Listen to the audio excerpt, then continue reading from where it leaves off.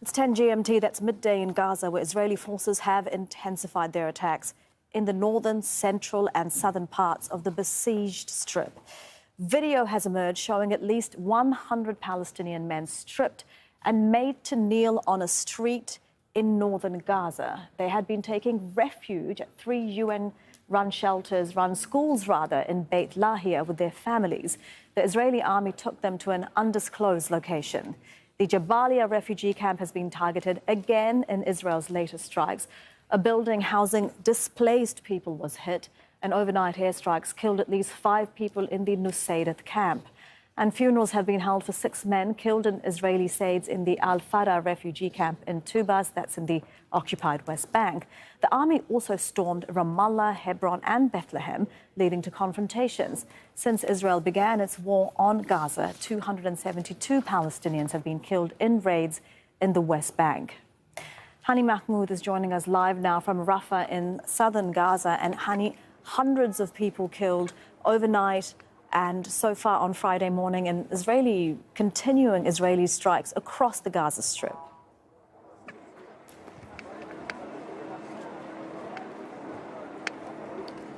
Yes, Elizabeth, the strikes continue, and the misery and the tragedies that they're creating continue to make Palestinian living in the Gaza Strip more difficult. Just within the past few minutes, I spoke with a civil defense crew member who was evacuating people from Khan Yunis, from the vicinity of the hospital, Nasser Hospital, all the way to Rafah. It has become increasingly dangerous for people. But as an eyewitness, this civil defense crew described to us the moment when a group of people, women, children and men, were queuing in line to get water. That's from an area that's very close, about 5 minutes away from Nasser Hospital.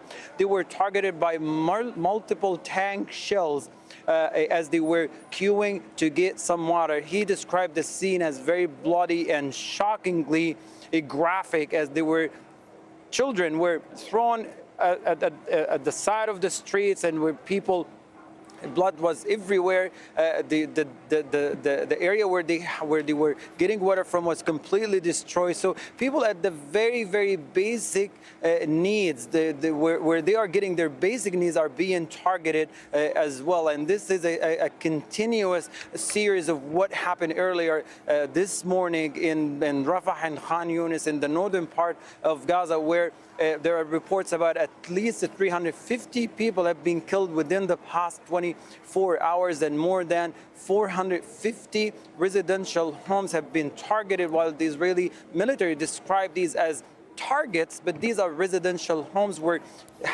hundreds of people lived inside of them. They hosted evacuees and displaced people coming from different areas, yet they were destroyed and turned into a pile of rebels. The misery continues, the tragedy continues as people are being displaced. They are putting in a very, very inhumane conditions, very difficult living conditions, not only for people under bombardment, but also those who evacuated here in the southern part.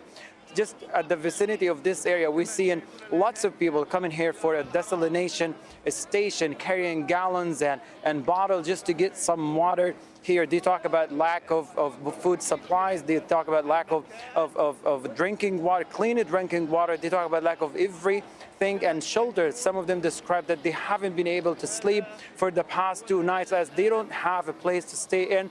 All of this, of course, happening under relentless mass bombardment of the Gaza Strip. Absolutely, Hani. So just to reiterate what you're saying, people killed as they were lining up to get water in just one of the Israeli airstrikes, killed as they were lining up to get water, which we know is very difficult to find in Gaza now. Meanwhile, Hamas is saying that an Israeli captive was killed in Israeli strikes as their army tried to rescue him. What are you hearing about that?